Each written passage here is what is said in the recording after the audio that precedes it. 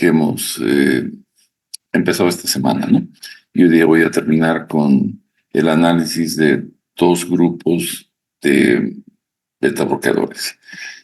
Hemos visto ya los bloqueadores de primera generación, aquellos que no son selectivos, y hoy vamos a empezar estudiando un segundo grupo que es la segunda generación de beta bloqueadores, que tienen la característica de ser selectivos al receptor beta 1.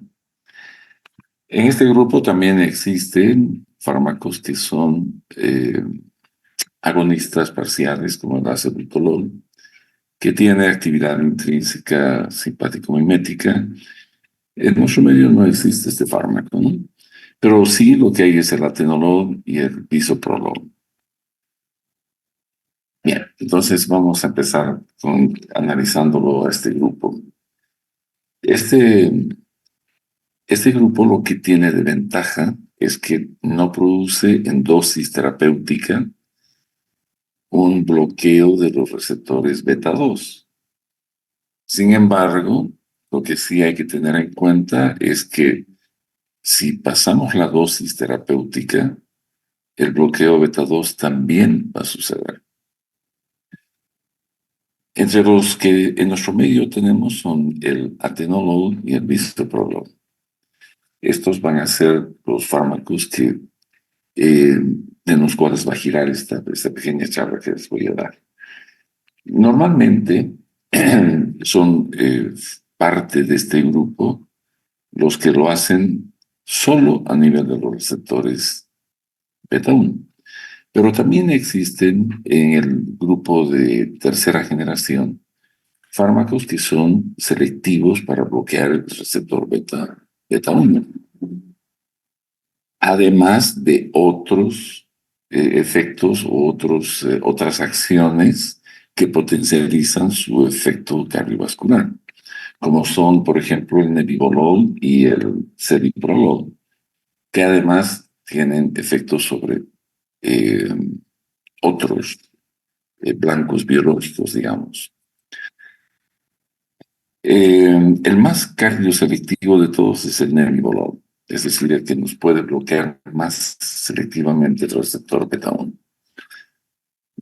Normalmente es por esa capacidad que tienen de disminuir todas las propiedades de estimulación beta 1 a nivel cardíaco, especialmente la frecuencia y la contractilidad.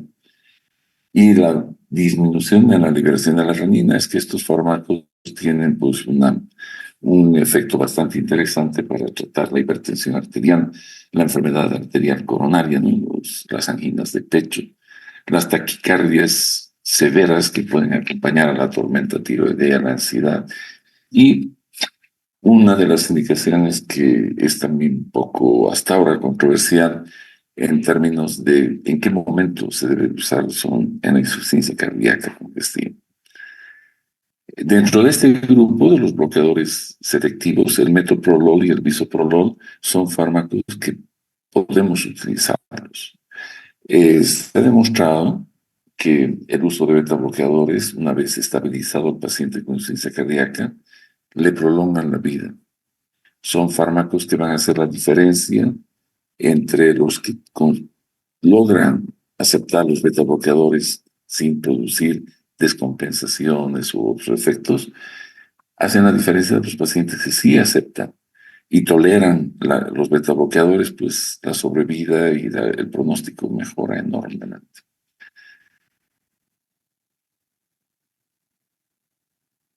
El no bloquear los receptores beta 2 en dosis terapéutica pues es una de las ventajas de estos fármacos. Va a ser seguro cuando tengamos pacientes que requieren beta bloqueo y son portadores de asma o de EPOC. En los pacientes diabéticos, en los que tenemos el temor siempre de enmascarar síntomas de hipoglicemia, los beta bloqueadores selectivos también son ideales, ¿no? Y no se olviden lo que les dije desde un comienzo hoy. Estos fármacos pueden bloquear los receptores beta 2, todo es cuestión de dosis. La selectividad no es tan química. La selectividad tiene que ver más con la afinidad y la dosis. Estos fármacos pueden bloquear en dosis terapéutica el receptor beta 1 sin hacerlo en el beta 2, pero aumentas la dosis y vas a tener problemas. En el uso clínico de los fármacos que tenemos, por ejemplo, como el atenolol y el bisoprolol, tienen que ver con estas patologías cardiovasculares, como la hipertensión, las arritmias, la angina de pecho. En los pacientes con infarto, el uso temprano de estos fármacos, como el atenolol, van a reducir el riesgo de complicaciones. Incluso reducen el área de isquemia y de necrosis que puede haber ocurrido durante el infarto. Entonces, dejando una lesión, una cicatriz miocárdica reducida que puede hacer que el paciente sobreviva con buen gasto cardíaco y después de un infarto, pues las posibilidades de arritmia incluso también son altas, ¿verdad? Y el bisoprolol eh, disminuye la mortalidad en los pacientes con insuficiencia cardíaca estable. Les he dicho que es un fármaco que se puede utilizar y tiene que ver con el remodelamiento miocárdico. Esto van a entender cuando deben el tema de insuficiencia cardíaca. Los fármacos que prolongan la vida de un paciente con insuficiencia cardíaca son los que pueden revertir o detener el remodelamiento del miocardio. Es decir, toda la matriz celular y bioquímica que acompaña a esas células miocárdicas se alteran con el tiempo a través de estas patologías que llevan a la insuficiencia cardíaca. Y si un fármaco puede revertir esto, pues el pronóstico del paciente mejora. Y los beta bloqueadores han demostrado revertir muy bien el remodelamiento. Vean, las ventajas de ser cardioselectivos nos permiten a nosotros utilizarlos en pacientes con asma, con diabetes. Es seguro en pacientes que tienen enfermedad vascular periférica, como la enfermedad de Raynaud, por ejemplo. Mejorar, eh, es menos probable que estos pacientes tengan alteraciones en su capacidad de ejercicio y el riesgo de hiperglicemia es menor. Es decir, los trastornos metabólicos asociados al receptor beta 2 no están presentes. Eso les da una gran ventaja. Y son los agentes preferidos, pues, para tratar pacientes que requieren beta bloqueo y necesitan o tienen patología como la diabetes mellitus, el asma bronquial, enfermedades vascular periférica y la hiperlipidemia. Hay un memo técnico que usan los gringos que es los nuevos beta bloqueadores afectando exclusivamente al miocardio, ¿no? Entonces, N para hablar del nebivolol, el betaxolol, el bisoprolol, la salbutamol, etc. En nuestro medio de estos, el bisoprolol y el atenolol son los que tenemos para tratar a pacientes que tienen estas patologías. Entonces, los usos clínicos de los agentes beta selectivos están, si ustedes ven, casi limitados a todo lo que es el programa asociado a beta 1, cardíaco, infarto agudo de miocardio, angina de pecho, donde el atenolol, el metoprolol son fármacos que son de preferencia, al igual que la hipertensión arterial idiopática. En las arritmias miocárdicas, pues el esmolol es el que va a la cabeza, pero en nuestro medio no hay el esmolol. No tenemos para uso que es el ideal para usar en las arritmias cardíacas. Y en la insuficiencia cardíaca está el bisoprolol, que sí lo tenemos, y el carvedilol, que es de la tercera generación. Pero el bisoprolol es de este grupo de los de segunda generación o beta 1 selectivos. Para el tratamiento de los trastornos asociados al hipertiroidismo, que tienen que ver con el sistema simpático, si no se puede usar el propanolol, pues el atenolol es una muy buena opción, sobre todo cuando el paciente tiene una taquicardia severa asociada al hipertiroidismo, una tormenta tiroidea. Para la profilaxis de la migraña, el propanolol hemos hablado en la anterior clase, pues el timolol y el estos son de primera generación.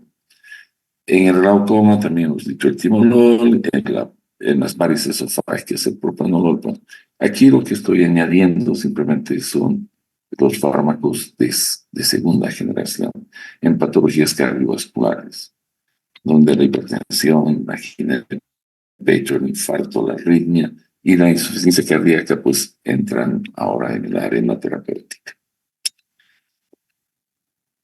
Y finalmente, pues están los de tercera generación. Estos de tercera generación son fármacos que pueden tener selectividad para el receptor beta 1 o no.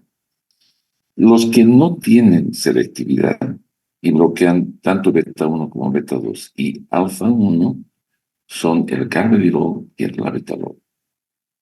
En los remedios tenemos el carvedilol. En la betalol, lamentablemente, no hay. Y es un fármaco que van a ver, tiene mucha utilidad en patologías, especialmente de urgencia. Los selectivos son los que van a bloquear el receptor beta 1. Hemos dicho que el nebivolol es uno de los que más selectivos son para el receptor beta 1, pero además tienen efectos sobre otras sustancias, como por ejemplo el óxido nítrico en nebivolol. El bentoxalol bloquea los canales de calcio. Entonces, esta tercera generación se caracteriza por tener o no selectividad para los receptores beta, son bloqueadores beta, pero que además, como en este caso, bloquean alfa 1 u otras sustancias, otros canales.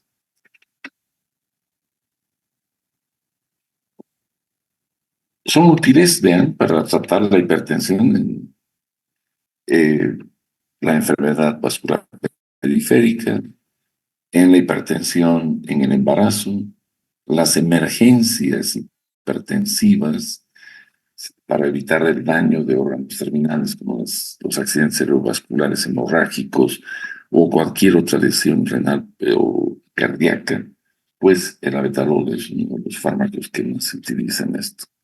El carvedilol, además de tener los efectos estos, ha demostrado que tiene propiedades antioxidantes,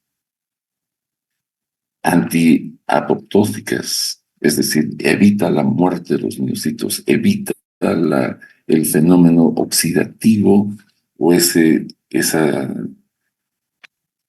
distrés oxidativo que las células o la matriz celular miocárdica entra cuando está en patología. Entonces, disminuyen los radicales libres que hacen la oxidación, previene el engrosamiento de las paredes de los vasos sanguíneos. Entonces, ha demostrado el carvedilol tener ciertas propiedades que lo hacen en la actualidad uno de los fármacos más utilizados cuando hablamos de beta bloqueadores para problemas cardiovasculares. Por lo general, el hecho de que bloqueen los receptores alfa 1, ya sea la betalol o el carvedilol, tienen como sus efectos adversos más comunes la hipotensión. Y esa hipotensión es una hipotensión ortostática, es decir, cuando el paciente cambia de posición, que no hay una regulación adecuada de la presión arterial que asegure una perfusión cerebral por esa vasodilatación, entonces el paciente puede tener mareos, hasta la hipopimia, ¿no? Y es peligroso que pueda rodar gradas o accidentarse en vehículo, etc.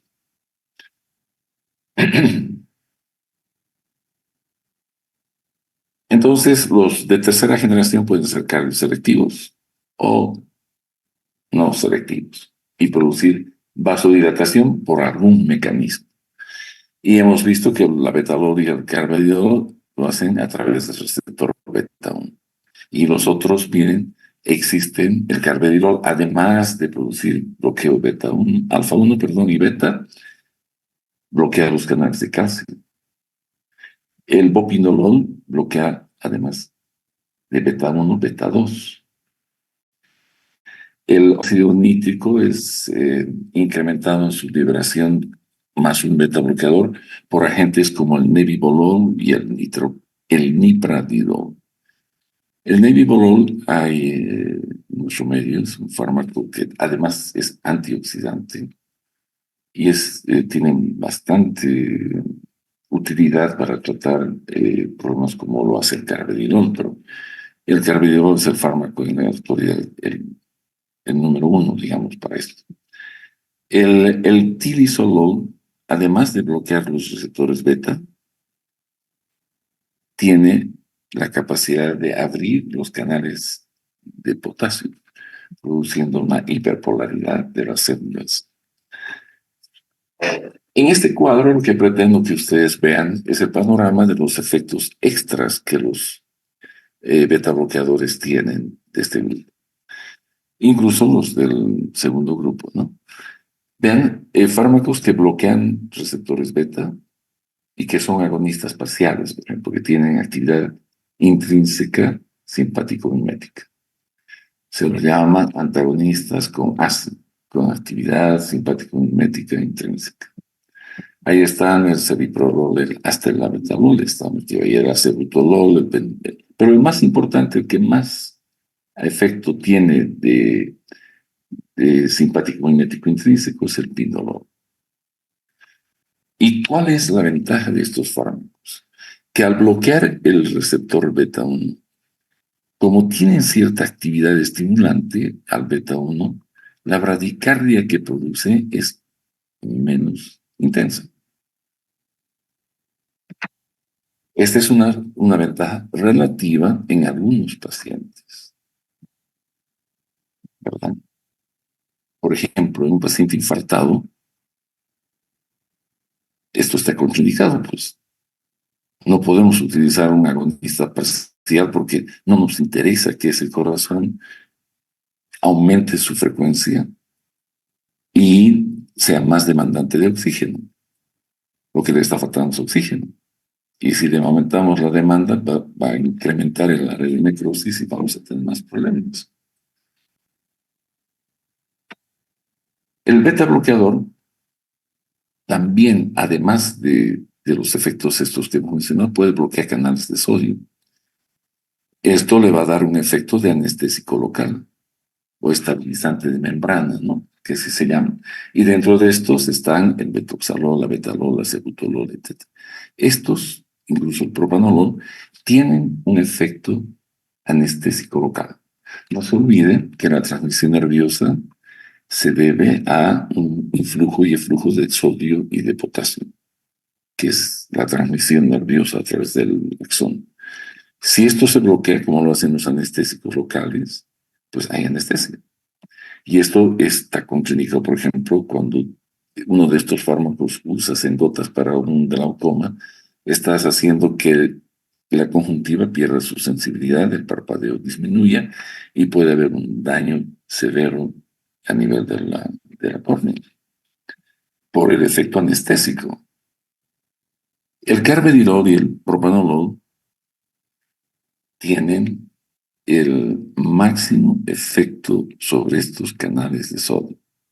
Y el betoxalol es el que tiene el menor efecto. O sea, el betoxalol es el que se puede utilizar como agente tópico para tratar el glaucoma porque no tiene ese efecto anestésico local.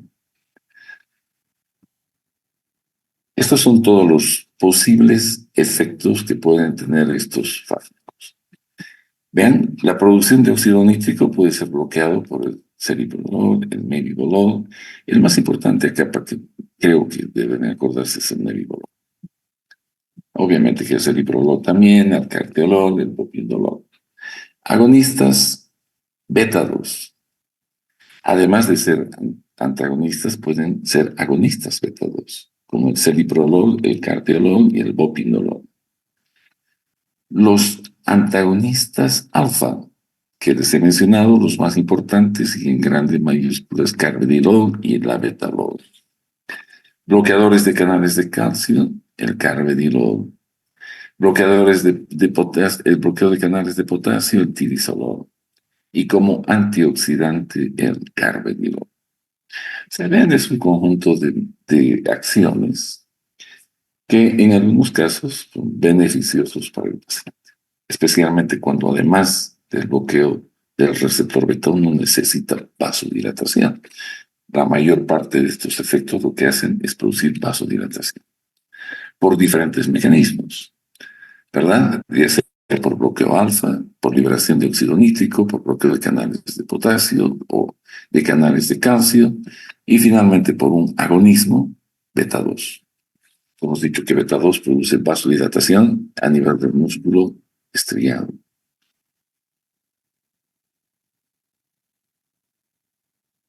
En cuanto a al metabolismo, cómo se eliminan estos fármacos, depende de su estado, ya eso he mencionado en la anterior clase, si son liposolubles o hidrosolubles, ¿verdad?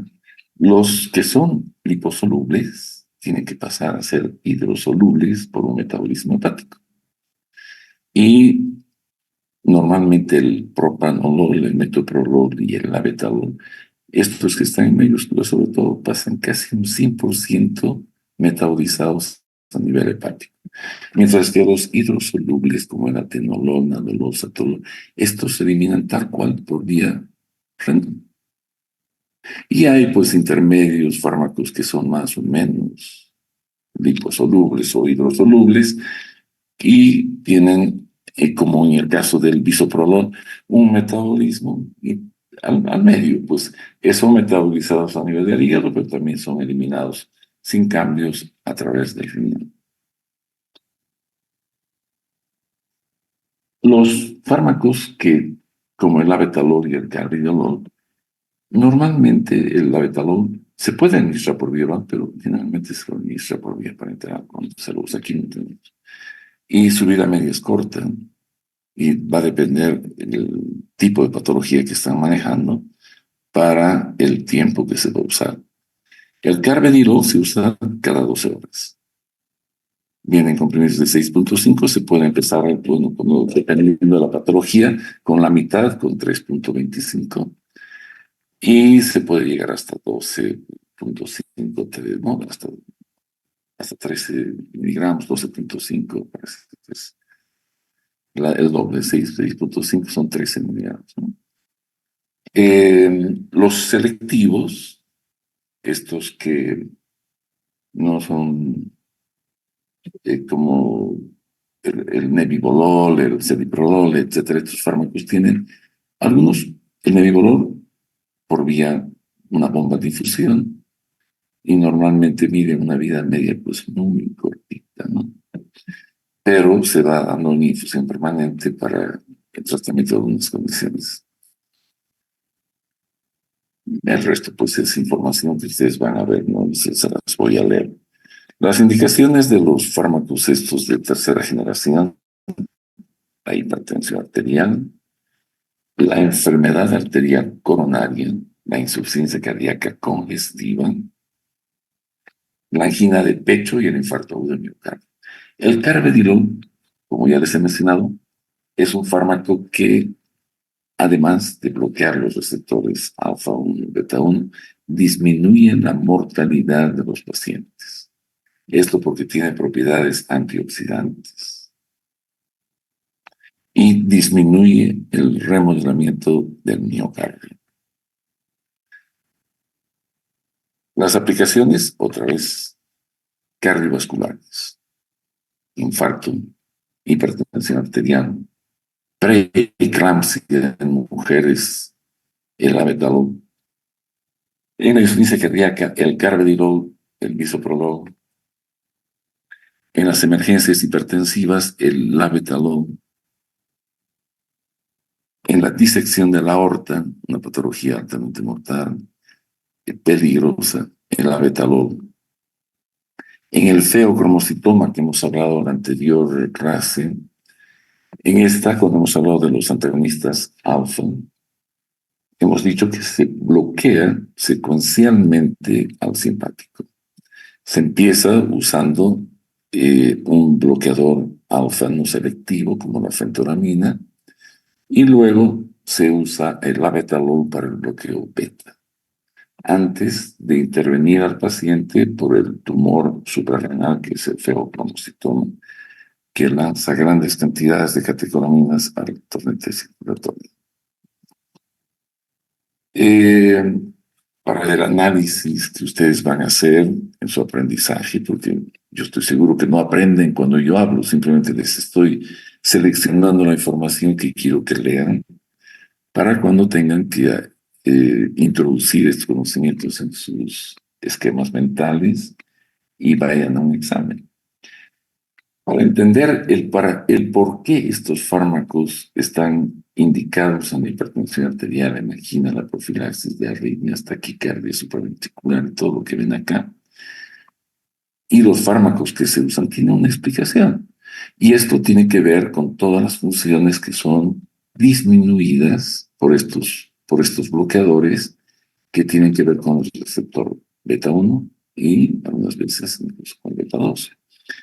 Disminución del gasto cardíaco, secreción de la renina menor para la hipertensión arterial. Lo único que no sabemos por qué es la migraña.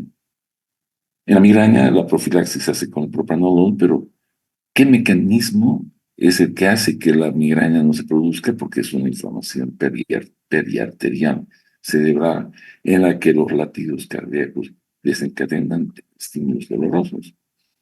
¿Qué tiene que ver ahí el propranolol? Pues no sabemos. No hay un mecanismo que sea descrito y que sea aceptado por todos. Hay controversia. Pero van a leer y van a ver. Todo tiene que ver generalmente con disminución de la frecuencia, de la fuerza contractil, etc. También ya les he mencionado al iniciar el tema de beta bloqueadores que estos fármacos han sido motivo para descubrir que los receptores, cuando son bloqueados, las células intentan generar mayor cantidad de receptores. El bloqueo beta lleva a las células miocárdicas a que expresen mayor cantidad, hacen una regulación hacia arriba, el upregulation que llaman. Más receptores. ¿Por qué? Porque necesitan comunicarse con esos son, no se olviden que el diálogo entre células se hace a través de mediadores y receptores. Entonces, bloqueamos y la célula dice, bueno, necesito expresar más receptores para captar información. Y de pronto nosotros quitamos el medicamento. Entonces lo dejamos al paciente con una cantidad enorme de receptores, una hipersensibilidad adrenérgica de rebote que puede matarlo. Va a haber una severa exacerbación de la angina de pecho, puede haber isquemia miocárdica, infarto, taquicardias, arritmias, hipertensión de rebote y muerte súbita. De ahí que en la actualidad la recomendación es un paciente que está en una terapia a largo plazo con beta bloqueadores, hay que hacer una regulación, es decir, hay que hacer una dosificación en disminución progresiva hasta luego recién discontinuar el fármaco. No hay que hacer una supresión brusca del fármaco porque podemos acabar con el paciente. Hay algunas patologías en las que hay que considerar el riesgo-beneficio. Es muy peligroso usar beta bloqueadores en pacientes que tienen insuficiencia cardíaca congestiva. Hay que primero descongestionar al paciente, estabilizarlo. Esto vamos a ver después cuando hablemos de insuficiencia cardíaca de aquí a unos meses. Después recién, y con mucho cuidado y con dosificaciones incrementales, pero de larga data hasta que tolere bien y después ya el paciente va a tener los beneficios del bloqueo beta. Los bloqueos auriculoventriculares de segundo o tercer grado van a empeorar si es que damos un bloqueador beta 1, porque al no haber beta 1 va a empeorar la conducción auriculoventricular. Cuando el paciente tiene un infarto agudo de miocardio con insuficiencia cardíaca, ahí es un riesgo. El infarto puede ser que se beneficie, pero la insuficiencia cardíaca va a empeorar con el beta bloqueador. Normalmente ustedes van a ver en los textos de terapéutica que los beta bloqueadores están contraindicados en la insuficiencia cardíaca congestiva. Yo estoy indicándoles que se usan, pero una vez que ha sido compensado el paciente. En el asma bronquial, en el EPOC, en la diabetes insulino dependiente, no se olviden que la insulina es el fármaco hipoglicemiante por excelencia. Y algunas veces una sobredosis o una dosis de insulina mal calculada con la ingesta calórica puede llevar al paciente a una hipoglicemia severa y si está beta bloqueado, no va a percibir que está siendo el problema y lo va a traer en coma y quizás con daño. La bradicardia esencial va a empeorar con un beta bloqueador y la hipotensión arterial, pues en pacientes hipotensos los beta bloqueadores van a reducir más aún la presión arterial. Esos efectos adversos de los que estamos mencionando son extensiones de sus acciones farmacológicas. Son predecibles y son dosis dependientes. A más dosis, más problemas.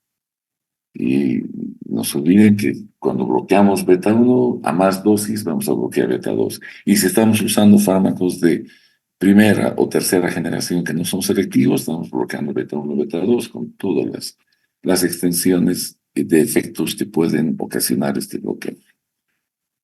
Normalmente, pacientes van a manifestar hipotensión, bradicardia, fatiga y somnolencia. Estas son las manifestaciones o efectos adversos estadísticamente más comunes. Si ustedes ven los libros, van a encontrar muchos efectos adversos, pero los que nos interesan son los comunes. ¿A qué le vamos a decir al paciente que se cuide de qué? De la hipotensión, de la bradicardia, de la fatiga y las somnolencia. Eso que nos avise cuando tiene esos signos para hacer algunos ajustes o cambio de fármacos, etc. Pero básicamente hay que prevenir al paciente de la hipotensión y la bradicardia. Entonces, en resumen, los bloqueadores beta 1 reducen la frecuencia, el volumen sistólico, el gasto cardíaco, menos liberación de renina, el bloqueo beta 2 precipita broncoespasmo, vasoespasmo, ¿no? Puede el bloqueo beta 2 reducir la producción de humor acuoso, que es útil para tratar los glaucomas.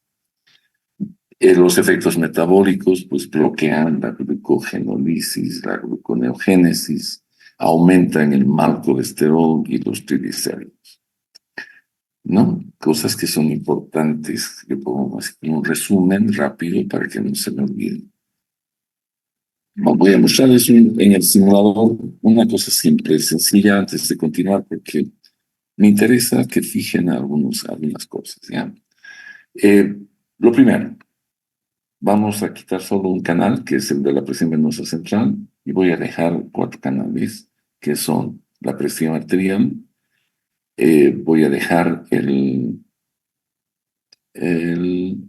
la fuerza cardíaca, la fuerza contráctil y la frecuencia de pulso, la frecuencia cardíaca, la fuerza y la presión arterial. La presión venosa central la estoy quitando, esta, y no, sí está bien, así es. Esos 3 vamos a dejar. Y vamos a utilizar un, eh, un fármaco en una ratita desmedulada que sea un bloqueador, un antagonista, pero no el que hemos visto en la anterior clase, sino esta vez un beta 1 selectivo, como el atenolol. Y lo vamos a hacer en una dosis amplia, grande, de 500 miligramos. Y vamos a empezar primero el experimento. Y voy a voy a inyectar el fármaco.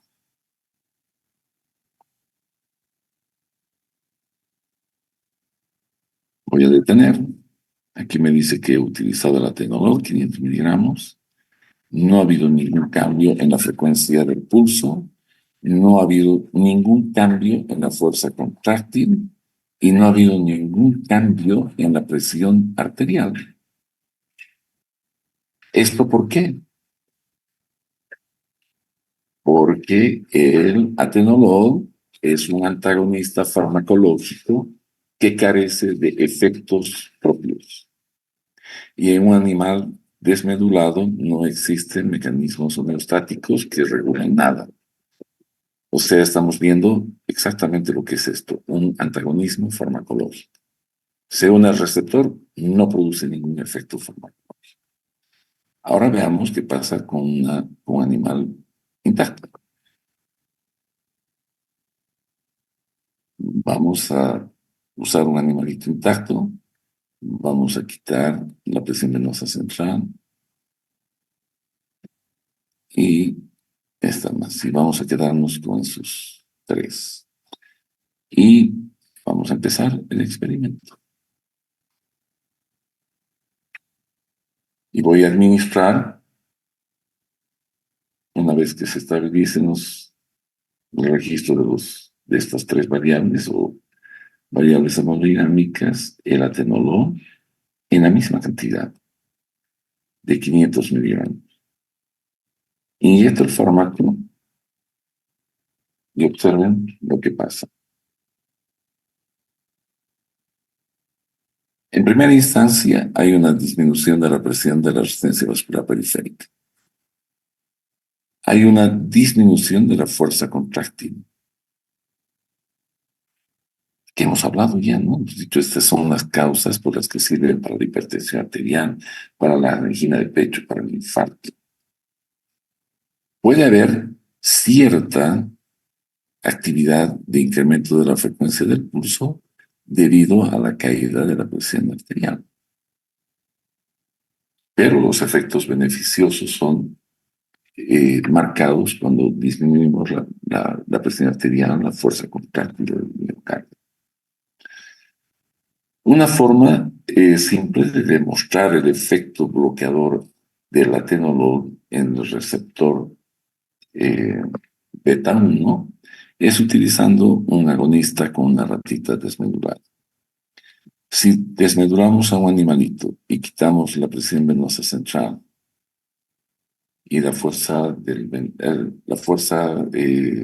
ventrículo izquierdo al final de la diástole, que no me interesa. Solo me interesa ver la presión arterial, la fuerza la fuerza contráctil y la frecuencia del pulso.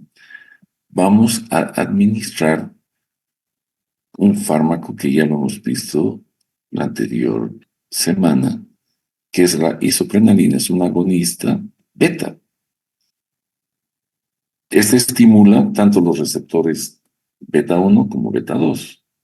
Y observen, para hacerles recuerdo, cómo es cuando se inyecta este fármaco.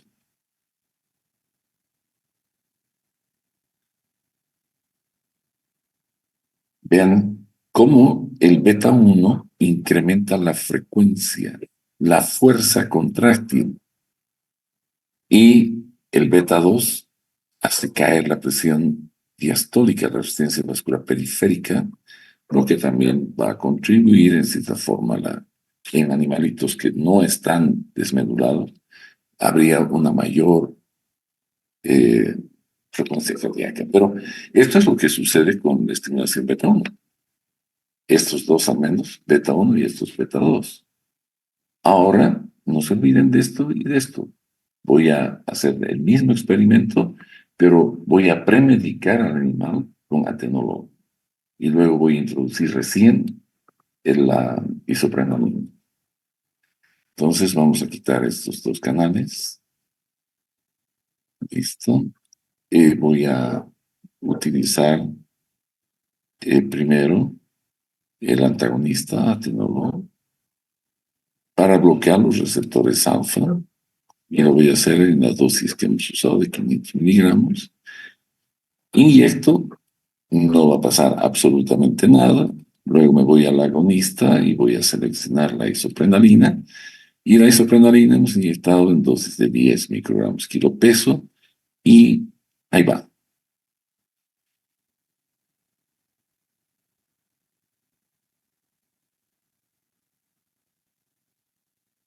¿Qué ha pasado? Hemos bloqueado el receptor beta 1. Ya no existe taquicardia, ya no existe aumento de la fuerza contráctil, solo queda el efecto beta 2. Caída de la presión diastólica, disminución de la resistencia vascular periférica. Bien, ahora vamos a volver a nuestra presentación y vamos a continuar. Ya hemos visto entonces las acciones que un médico puede tomar para bloquear al simpático a través de los receptores alfa y beta.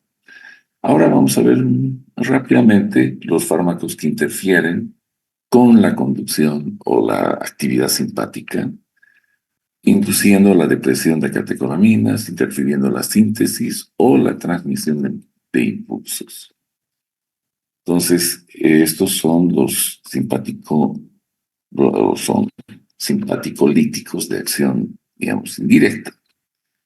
En esta terminación nerviosa simpática, a nivel de la producción del neurotransmisor, ahí actúan pues en forma negativa la reserpina y estos fármacos que son la tetrabenazina y la deutetrabenazina y la valbenazina. Fármacos que inhiben el almacenamiento de la norepinefrina y obviamente su depresión cuando hay necesidad de que exista en el gap sináptico, no hay. Entonces, ¿en qué se usan las reserpinas para el tratamiento de la hipertensión arterial? No hay norepinefrina, no hay estímulo del receptor alfa 1, no hay vasoconstricción, no hay hipertensión. En el tratamiento de las disquinesias tardías, esto a nivel central, en la correa de Huntington, en los tics asociados al síndrome de Tourette, en la disquinesia tardía, la deutetrabenazina y la valbenazina son fármacos que son de elección que en nuestro medio no existen.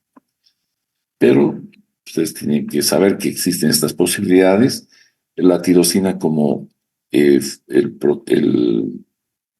precursor de la norepinefrina es reemplazada con la metilosina, que es un fármaco que compite con la tirosina hidroxilasa. Y la inhibe, pues, es decir, ya no va a haber quien haga que la tirosina se vuelva norepinefrina, porque va a estar ocupada la tirosina hidroxilasa convirtiendo la metilosina en otros productos que no terminan en la formación de norepinefrina. Entonces hay una depresión, hay un menor tono simpático que lo vamos a utilizar para tratar la hipertensión arterial, el feocromocitómetro, donde necesitemos una actividad reducida del simpático. Cuando hemos hablado de fármacos que pueden incrementar la actividad de la norepinefrina, estos normalmente se asocian con fenómenos antidepresivos. La norepinefrina aumentada en la sinapsis tiene efecto antidepresivo. Más bien la persona se siente eufórica, como lo hace la cocaína, ¿no? Nuestra gente trabaja, no tienen hambre, pueden trabajar todo el día, es una sensación de bienestar, etc. Todo esto es un efecto norepinefrínico. Cuando la norepinefrina disminuye, hay depresión y puede haber hipotensión. Y cuando disminuye la dopamina también, que es parte de esta cadena de producción de neurotransmisores, pues cuando esto sucede en los núcleos de la base del cráneo, pues aparece el Parkinson. Y para terminar el tema, chicos, he hecho he sacado de varios textos de Gunnar y Gilman, básicamente de Katzun, etc. Todas las indicaciones que tienen los fármacos que tienen que ver con el sistema simpático. La enfermedad, el déficit de atención con hiperquinesia. Entonces, aquí les pongo los fármacos que son de elección en cada una de estas indicaciones. Hemos hablado de todo esto. Les he hablado de profilaxis de la migraña, la hiperplasia benigna de próstata, si tienes hiperplasia prostática con hipertensión, si hay asma, que puede mejorar con la adrenalina, ¿verdad? La fentolamina y la reacción al queso por la tirosina, ¿verdad? Y todo esto que he ido mencionando y he hablado de tanto de fármacos simpático-miméticos como simpático-clínicos. Entonces, no es que queremos en este tema que ustedes se vuelvan expertos en manejo de ninguna de estas patologías, pero lo que sí me interesa es que vean el receptor, su ubicación y qué pasa cuando lo estimulamos o lo bloqueamos. Y de acuerdo al órgano, qué patologías ustedes ya van vislumbrando que vamos a tener que estudiarlas cuando hablemos de farmacología clínica. Cuando nos toque hablar de hipertensión arterial, ya van a tener una idea de qué fármacos que afectan al sistema nervioso autónomo sirven. Cuando hablemos de asma, cuando hablemos de úlcera péptica, cuando hablemos de patologías tiroideas, de diabetes, bueno, ya hay una base. Han visto mediadores locales, han visto sistema nervioso autónomo y están listos para entrar a la parte de farmacología clínica. Entonces, con esto yo he terminado la parte que me corresponde. Los slides los voy a poner hasta el día sábado en la plataforma, como siempre, y nos vamos a ver de aquí a un mes cuando tengamos que hablar de antibióticos, que no, de aquí a 2, 3 semanas creo que es. Yo tengo que hablar sobre antibióticos beta-lactámicos y todo aquello. ¿Ya? No sé si tienen alguna pregunta, algo que les interese escuchar. Si no es así, que tengan pues un buen examen que ya viene pronto, estudien desde ahora porque las empresas, los exámenes son como los puñetes. El que da primero generalmente gana. Que estén bien, chicos. Hasta pronto. Muchas gracias, doctor. Bueno.